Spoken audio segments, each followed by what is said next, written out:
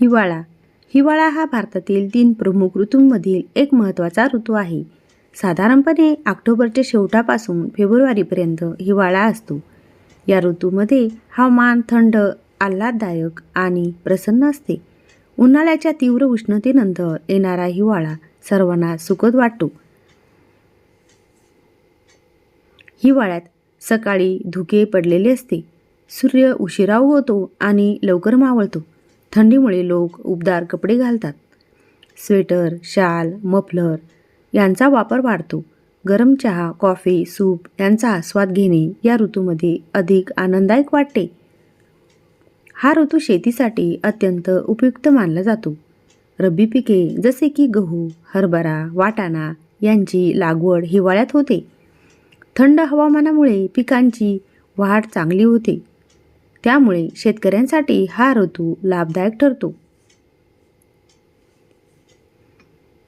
हिवाळ्यात सण उत्सवांचीही रेलचेल असते. दिवाळीनंतर नाताळ, मकर संक्रांत यासारखे सण आनंदाने साजरे केले जातात. मकर संक्रांतीला तिळगुळ, लाडू, पुरणपोळी यांचा आस्वाद घेतला जातो. पतंग उडवण्याचा आनंदही या ऋतूमध्ये घेतला जातो. हिवाळा आरोग्यासाठीही चांगला मानला जातो. या ऋतूमध्ये व्यायाम करणे सोपे जाते आणि भूकही चांगली लागते. मात्र थंडीपासून बचावासाठी योग्य काळजी घेणे आवश्यक असते. अशा प्रकारे हिवाळा हा आनंददायी, आरोग्यदायी आणि उत्साहपूर्ण ऋतू आहे.